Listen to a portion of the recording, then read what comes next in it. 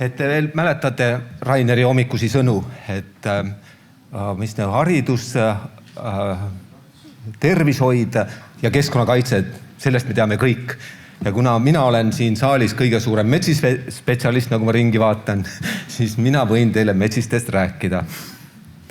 See oli nali, sest tegelikult kui ma siin ringi vaatan, siis ma pean natuke häbenema, sest ma tõesti metsistest väga palju ei tea, ma olen näinud metsist ja sellepärast ma panin isegi metsise pildi teile esimeseks. Aga jah, ma võin vähemalt rääkida, kuidas metsis on meie töölauale tulnud. Nii, aga me ei pääse esimeses slaidil metsise pildist. Ja ma tahtsin teile siis siin kahte asja öelda. Esimene asi on see, et paljud teist on kuulnud, et metsis on üks selliseid liike, keda on nüüd sule tippudeni Eestis vist läbi uuritud. Et meil pole ühtegi teist liiki, keda oleks nii palju uuritud ja kui te küsiksite minul käest täna, ma loodan, et ei tee seda, et kuidas metsisel läheb, siis ma kahjuks ei oska teil vastata. Ma kasutan vanu andmeid, sest kui te võtate seireid ette, siis te näete, et ütleme, 1/3 mängudest metsised kaovad ära, 1/3 neid tuleb natuke juurde ja õnneks on siis see 1/3, kus on kõik stabiilne. Aga ma saan teile ühe näite tuua, on üks kolleeg, keda huvitas, kuidas metsistel läheb meil Lõuna-Eestis. Ja ma panin kaardi ka, et te teaksite, et ka Lõuna-Eestis on metsist.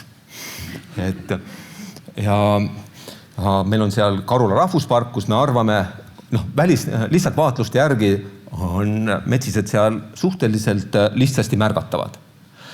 Aga kui võtsime kokku kõik seireandmed, mis sealt on kogutud, siis tuli välja, et isegi Karulas meie kurvastuseks metsisel läheb halvasti. Nii et lihtsalt alati visuaalse vaatlusega ei maksa kaugele ulatuvaid järeldusi teha. Küll on, ütleme, nende tuuleparkide seisukohast muutunud nüüd oluliseks need teadmised, mis on vahepeal kogutud, ütleme, selle truuduse ja elupaiga suuruse kohta. Et kui varem oli üsna selline lihtne järeldus, et kuna metsised mängivad aasta, ma ei julge sadu, aga ütleme aastakümneid samades kohtades, järelikult nad teavad seda kohta, tulevad sinna tagasi ja kõik samad linnud tulevad sinna tagasi. Aga bioloogid ka teavad, et mingit verevahetust on vaja, nii et natuke kardeti, et nad seal vahelduvad, aga nüüd on siis uuringud ikkagi järjest rohkem seda kinnitanud, et võib-olla isaslinnud tulevad pidevalt samasse kohta, et nendel on mingi sugulus, aga emaslinnud ikka rohkem vahetuvad. Ja me nüüd natuke teame ka, kui kaugel nad käivad, nii et see liikumine, mida me varem nagu vähem teadsime, on muutunud järjest olulisemaks. Nii, ma ei saanud ka Rennost kehvem olla, ma panin ka siis ühes slaidi, mis tuleb kaitsetegevuskavadest, kus on siis toodud välja, mis neid mõjutavad. Ja üks hästi tore asi on, kui te võtate praegu vist internetis ainukesena kättesaadav oleva kaitsetegevuskava ja kirjutate sinna otsingusse, vajutate Ctrl F, kirjutate sõna tuul ja teil tuleb üks vastus. See on tuulikum mingi mäng. Nii et tuuleparkidele kuni aastani 2015 tuuleparkidel ei olnud metsisele mingit mõju. Uut kava, kui te vaatate, seal on sõna tuul juba 25 korral. Nii et olukord on muutunud ja kui rohkem vanasti räägiti nii-öelda raie ja nende baasil, siis nüüd räägitakse ikkagi rohkem elupaikadest, elupaikade killustatusest ja lihtsalt erinevad põhjused on need. Et on siis 3 sellist suuremat asja. Esimene on siis kuivendamine, teine ongi siis see killustumine ja 3. on röövloomad, eriti need pisemad, et suurematel võib isegi olla pigem positiivne efekt. Nii et nendest lähtekohtadest me peamegi siis lähtuma. Ja kui ma hakkasin seda ettekannet kokku panema, siis Agu Leivit saatis mulle lahkelt ühe uuringu, kus Asko töörühm oli ennustanud, et kuidas metsisel tulevikus läheb. Aga ma ei tahtnud sellele teile tähelepanu juhtida, vaid seda, mida juba Renno ennem ära rääkis. Et See tähendab seda, et kõik tuulikud, kui te näete, tuulepargid on üsna hästi planeeritud metsiste vahele. Mitte ühtegi metsiste peale, aga nad asuvad metsiste vahel. Ja siia, kui veel panna peale Rail Baltica trass, ja vot Rail Baltic oli küll tore, et ma ei leidnud seda kusagil ja ma tõmbasin vaba käega ja kujutage ette, 99% läks täppi, et ma ei tea, milleks see planeering. Aga kui panna veel lisaks siia peale ka polügoonid, te saate ise aru, siis need kattuvad kõik üsna hästi metsistega, nii et metsis on üsna tugeva sellise mõjutuse all. Et kui siin käisid need jutud selle kohta, et millised on tsoonid, siis metsis on mõnes mõttes üsna keeruline liik. Esiteks sellepärast, et teistel liikidel me lähtume sellisest hästi kindlast punktist, nagu on pesa. Pesast on hea mõõta, me võime sirkliga, võime joonlauaga mõõta, me saame hästi mõõta. Metsise puhul meil on ainult üks selline koht, millest mõõta väga hästi on mängukoht. Aga me teame, et nüüd uuemate uuringute järgi, et jah, seal mängivad isased ja emased käivad ka seal, aga meie põhirõhk peaks olema emaste peal. Ehk emased, metsised viivad meie metsiseid edasi. Isased laske eksivad seal. Aga kust me siis selle piiri tõmbame ja ka ülejäänud elupaik, mis seal ümber on üsna palju inimesed enda nägemus sellest, mis on veel alles. Jah, meil on küll päris head mudelid, mis kindlasti seda hõlbustavad, aga see on ikkagi inimeste nägemus. Ja teine selline lähtekoht, millest me peame aru saama, on see, et tõenäoliselt metsise uusi elupaiku väga palju ei tule juurde.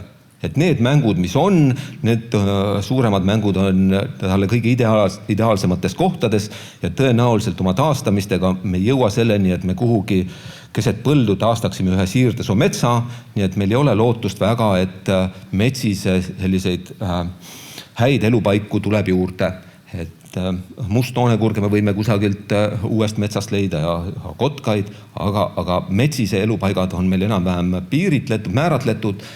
Jah, võib öelda, et nad on küll kõik kaitse all ja seal toimuvad ka sellised omapärased nähtused, et mängud liiguvad või mõned jäävad tühjemaks, siis mõnesse kohta võib-olla tuleb juurde, aga igal juhul me peame sellega arvestama, et midagi uut väga ei tule. Nüüd, kui me vaatame neid samu aruandeid, siis jah, mõningad sellised uuemad kohad ikkagi leitakse, kus varem metsiseid ei olnud. Vähemalt teada ei olnud. Nii et selline 1-2 kukelisi mängukohti siiski tuleb. Nii, aga vaatame siis seda metsist tuulepargi kontekstis. Nii, et see, et nad väldivad, on kõigile, see on ka üsna lihtsasti tuletatav. Nüüd põnevam, ma püüdsin küll uurida ja ma tahtsin teile väga selgeks teha, et kust nendest uuringutest on 843 meetrit saadud, aga ma kahjuks ei saanud sellest ise aru, ma vabandan. Ja ei saa ka teile seda selgeks teha, aga me peame arvestama, et jah, see on 1 kilomeeter, me teame ka enam-vähem, millest see tuleneb. Aga nüüd minu jaoks on üks selline jälle metsislaste puhul on üks huvitav fakt, et mida ma varem ei teadnud, mida ma alles üsna hiljuti sain teada, on see, et väidetavalt see tuleb, vabandust. Näete, see on seal järgmisel slaidil. Okei, ma räägin siis selle slaidi siis lõpuni. Ma tahtsin nii teiega seda fakti jagada, aga peate natuke ootama. Nii et meil on see 1 kilomeeter, ja nüüd nagu kõige tähtsam on selle juures see, et seesama, et me neid on ju suuri elupaiku kaitseme, aga nagu rääkisime, on hästi tähtis see metsiste liikumine oma populatsioon või oma nende teiste mängude vahel. Nii et me peame seda ka neid samu meetreid, seda arvestama siis edasisel planeerimisel. Nii, ja mis metsist mõjutab? Et metsist mõjutab kompleks, et me siin just Märt siin viitas mulle, et meil oleks jube lihtne, kui me teaksime, et metsist mõjutab näiteks ainult müra. Teaksime müra väärtust, meil on üsna head mürakaardid, on planeeringutes, saaksime selle järgi väga hästi tõmmata. Või teaksime ainult varjutust või selliseid asju. Aga kahjuks need mõjud on kumulatiivsed ja siin me siis peamegi arvestama mitte ainult nende oma modelleerimistega, vaid peamegi seda võtma kui kumulatiivset mõju. Ja siin on metsiste puhul, ma küll julgen öelda, et me saame üsna palju ka seda kumulatiivset mõju arvestada, et see juba ainuüksi kõikide teadaolevate väga heas seisus mängude kaitse on üks kindel argument selles. Nii, aga nüüd ma saan selle põneva asja ära rääkida. Nii, ja siin ma vaatasin, et kolleeg siin Veljo on ära läinud, ma tahtsin talle ühte küsimust küsida. Veljo on meil üsna suur spetsialist bändmudelis ja ma enda lõbuks arvutasin välja, et kui on tuuliku post ja on vaatlused, kui suur on tõenäosus, et metsis lendab sinna vastu. Veljo, mis on õige vastus? Kui suur on see tõenäosus? Õige, see on 1 miljondik ja ometi kõige rohkem metsiseid hukkub vastu posti lennates. Peavad olema ikka rumalad linnud. Miks me selliseid kaitseme? Mina ei tea. Nii et see on üsna suur selline huvitav väljakutse, mis on välismaa uuringutest tulnud. Et see ei käib muidugi ainult metsiste kohta, see käib ka mõnede teiste kanaliste kohta, aga see on selline huvitav teadmine, mida saab kindlasti kunagi viktoriinis küsida. Mis on see koht, kuhu vastu metsised lendavad? See õige vastu on tuulikupost. Nii, aga jah, et nendel tuulikute puhul me peame arvestama, et väga suurt mõju omavad ka kõik need infrastruktuur, mis sinna lähedale ehitatakse. Et tuulepark ei ole ainult need mõned, ma ei tea, kas ruutmeetrid, mis sinna vundamendi alla läheb. Et kõik mäletavad seda väikest postitust, mis hiljuti tuli ministeeriumist, kus öeldi, et meil on vaja 120 tuulikut ja need mahuvad ära ilusti poolele Aegna saarele. Ja siis läks Facebook kihama ja öeldi, et tehkegi need Aegna saarele, paigutage nad sinna ära ja las nad on seal vaikselt, on ju. Ja võib-olla see ei mõjutakski metsis nii palju, kui niimoodi tehtakse. Aga seal olid nende arvutuste aluseks, ma saan aru, olid võetudki rohkem need tuuliku alused pindalad, mitte siis reaalselt, kui suur on tuulepark. Nii et iga tuulepargi juurde läheb üsna suur tee, seal toimuvad raadamised, seal toimuvad teatud kuivendamised, nii et need omavad samamoodi mõju metsistele. Nii. Ja nii et praegu on meil siis, kui me võtame selle sama juba teile selgeks saanud maismaa linnustiku analüüsi, kus on toodud need tsoonid, et kordame siis üle, et metsis on nüüd natuke teistsugune, kui oli teised linnud, et Renno õpetas teile, et paljudel kotkastel on tsoon 1 ja tsoon 3 ja ühel on tsoon 2 ja tsoon 1, mäletate, juba meelest läinud. Aga metsisel on siis tsoon 1, tsoon 2 ja tsoon 3, et metsisel on kõik tsoonid olemas.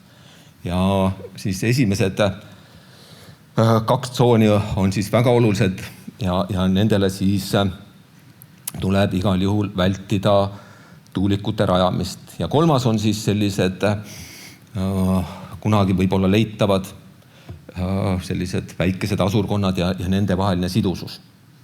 Nii, aga lähme siis oma ettekandes edasi väikeste kiidusõnadega, et ma pean ütlema, et kui me seda metsise teemat oleme käsitlenud, siis oleme õppinud koos siin ekspertide ja mõjude hindajatega, et oleme püüdnud seda teemat lahendada, millele Pauli siin pidevalt viitas, et kuhu tõmmata otsejooni nende mängude vahel. Et jah, metsiste puhul on küll see suur probleem, et milliseid välitöid teha, mida uurida, või kuidas uurida. Et jah, me saame mängupaiku selgeks teha, me saame leida metsiste tegevusjälgi, on ju lumel, saame leida neid puude alt julkasid, on ju, et mingid võimalused on, aga mida see meile ütleb ja mida see meile rääkimata jätab. Et seda tõenäoliselt meil väga hästi ei õnnestu, et me saame nüüd mingi metsise kätte ja see näitab meile käib need koridorid läbi. Et seda lootust meil väga ei ole ja selle peale me ka ei looda, mis tähendab seda, et metsise koridoride modelleerimine jääb üsna palju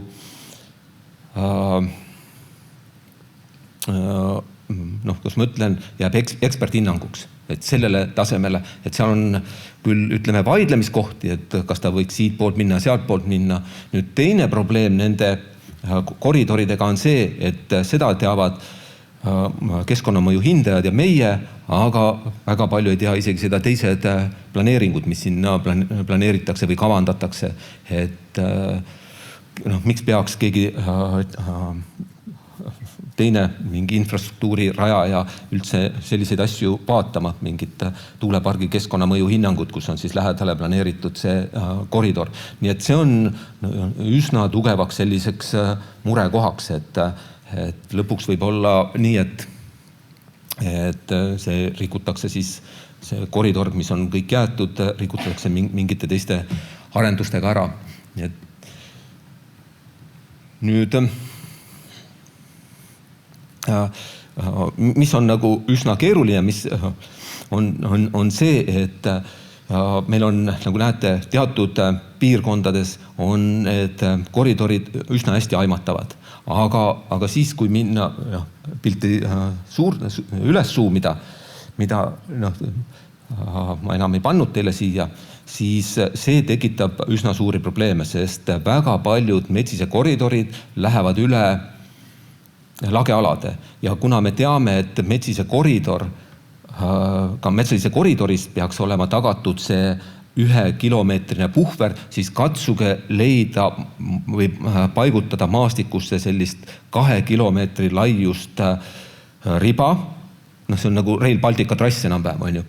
Te võite selle sinna joonistada, aga et ta toimib oleks, sellist on üsna keeruline paigutada. Ja muidugi siin on ju see erisus, et tuulikutele kehtib see 1 kilomeeter, aga teistel arendustel on need küll väiksemad, aga ikkagi me ei kujuta praegu isegi väga hästi ette, millistel laiustel need metsise koridorid võiks olla. Ja nagu ma ütlesin, aga samas on need metsise koridorid meie jaoks praegu planeeringutes kõige olulisem. Et elupaigad on päris hästi kaitstud, elupaik on laiendatud, sellega on aktiivselt tegeletud.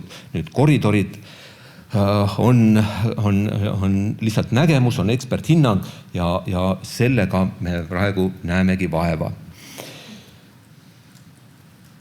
Jah, mis ma ikka oskan selle kurva teema ja lõpuks enam rohkem öelda.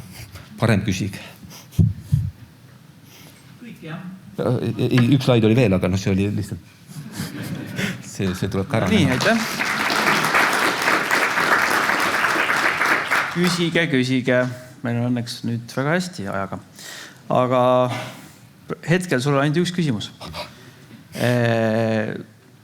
Sama asi see kumulatiivne teema, et metsist ohustab ka metsakuivenduse raie, kuidas siis tuuleparkide planeeringutes kumulatiivselt sellega täna arvestatakse? jah, siin on jälle, nagu ma ütlesin, kaks poolt, et üks on see, et need kuivendused, põhiliselt me vaatame seda nende elupaikades, on ju. Koridorid on mõeldud lihtsalt rohkem liikumiseks. Nii et see on hea, kui seal oleksid ka need elupaigad, ta saaks seal pikemalt peatuda, aga te nägite, need koridorid ei ole väga pikad, on ju, nii et praegu, jah, hetkel me seda võrrandit ei suuda lahendada. Kas Metsis praegu nii-öelda tuuleparkide mõttes on nagu ka läbi uuritud? Praegu me teame jah, kuivenduse ja raie teemad väga palju. Jah, et enamike liikide puhul on ju, mis täna läbi käivad, me võime öelda, et Eesti kontekstis ei ole uuritud. Et meil on, nagu Rennogi ütles, meil on hästi palju on ettevaatusprintsiipi. Me näeme, kuidas nad praegu toimetavad, seda me kõike näeme. Aga kuidas tuulepargid hakkavad mõjuma, siis selle mõjuga esiteks on, nagu Artki ütles, seda on esiteks väga raske sealt välja selekteerida, milline oli tuulepargi mõju. Jah, hukkunud lindudega hästi lihtne. Nagu ma ütlesin, kui lendab vastu posti, on ju, see läheb tuulepargi arvesse, aga kõigil teistel puhul on seda raske öelda, et see mõju tuli puhtalt tuulepargist. Et nüüd, ega kuivenduse mõjugi, kui te mõtlete meie Metsise käekäigu peale, kuna hakati suuri maaparandussüsteeme tegema, me oleme kõik seda õpikut või seda filmi vaadanud, kus õpetatakse kuivendamist, seda tõde ja õigust. Et sellel ajal läks veel Metsisel hästi. Et need Metsise probleemid hakkasid küll pärast neid suuri kuivendussüsteeme, aga ka me ei seostan neid kohe otse nendega, et need mõjud avaldusid hiljem. Et kuidas me saame nüüd seda tuuleparkide asja siia veel lisaks siduda, et see on keeruline, sest need avalduvad nii hilja. Keegi küsis selle fakti kohta, selle 1 miljondik, et kas see on hukkumise tõenäosus on isendi eluea kohta või aasta või mingi ajaühik? See on aasta kohta. Meie bändmudelid arvutatakse aasta kohta. Aga võib-olla, kui ta eluiga ongi aasta, siis kattuvad. Küsimus, elupaik ja mäng, kui suurel määral need kattuvad? Jah, mina oleks nagu see kõige õigem mees, aga ma teie jaoks just lugesin seda ennem ja võin sellele julgelt vastata. Jah, mäng on elupaiga tsenter. Nii et selles mõttes mänguala on kindlasti 100% elupaigas. Nüüd elupaik oleneb nendest, millistest võimalustest seal ümber on. Kas ta läheb 2 kilomeetri kaugusele, läheb ta 1,5 kilomeetri kaugusele, oleneb, kas on kanad või kuked. Ja nagu ma ütlesin, oleneb ka, kui suur on seal seesama mingi röövellus, et on seal metsigu, on seal väikesi kiskjaid, kelle eest kanad peaksid hoidma. Et on selge, et kui kanad koonduksid üsna väikesele alale, siis sellelt alalt on suurem oht või tõenäosus, et kiskjad neid üles leiavad. Nii et selline hajumine on, aga jah, see on reegel, et mängupaik on seal keskel, kuigi pärast seda otseselt linnud ei kasuta, et nad on natuke teistes elupaikades seal ümber. Oi, tuli, just tahtsin koomale tõmmata, aga tuleb kohe küsimusi juurde. Sa juba võib-olla rääkisid, aga kas Metsiste tõttu on mõni tuulearendus Eestis ära jäetud või koomale tõmmatud? Või, jah. See on selline küsimus, et mis toimub, mille pärast, et Metsiste puhul, nagu ma ütlesin, on hästi palju eeltööd ennem ära tehtud. Et kui te võtate meie kuulsa MLA, mäletate, mis lühend see oli? Maismaa linnustiku analüüs, kordame kõik, maismaa linnustiku analüüs. Et kui te võtate selle ja võtate protsendid, siis te näete, et Metsise puhul on maismaast välja arvatud, ma nüüd komakohaga eksin, aga ma arvan, et see oli 26%. Ja siis tuleb pikk vahe ja siis tulevad järgmised liigid. Ehk Metsise pärast on kõige rohkem välistusi tehtud. Aga need välistused on tehtud puhtalt ainult nende elupaikade järgi, mis meil tollel ajal registris oli, mis oli kõige esinduslikumad. Nii et see on juba esimene vastus, et väga palju. Nüüd, kui te küsida seda, et kas planeerimise käigus on Metsise pärast vähendatud ja siin kindlasti natuke arendajad on meie peale pahased, sest alles hiljuti me vaatasime läbi ühte planeeringut, kus me palusime veel analüüsida Metsise koridori ja sellepärast, kui mu pea nüüd, või tähendab, läks 3 tuulikut ära, nii et teate ise, palju me peame täna varem lõpetama, sest me ei saa elektrit nii palju kulutada. Siin oli enne ka see küsimus, aga planeeringud on tihti planeeritud valla äärealadele. Kuidas arvestatakse nii nimetatud piiriülese mõjudega, ehk siis riigipiiri? Kas arvestatakse? No näiteid on meil üsna vähe, et meil oli üks Läti planeering, mis oli suhteliselt Koiva ala vastas, mitte päris lähedal, aga me palusime seal, selle kohta meil andmeid ei ole, aga ja meil endal on, või tähendab Eesti poolel on nii-öelda algatamisel saarte laiendus, kus metsis ei ole küll see põhine liik. Ja üks küsimus siia lõppu. Aga arvestame. No. Ja üks küsimus siia lõppu veel. Huvitav küsimus. Mis põhjusel kanalised ikkagi seda posti ei märka? Kas teist värvi post päästaks? Siin peaks küll ekspertide käest küsima, kes panevad selle soovitustesse, et me värviksime poste, nii et eksperdid vastavad. Mina ainult loen seda, et me oleme seda lugenud. Uurime välja, mis värvi post päästaks. Aitäh, Tarmo! Aitäh!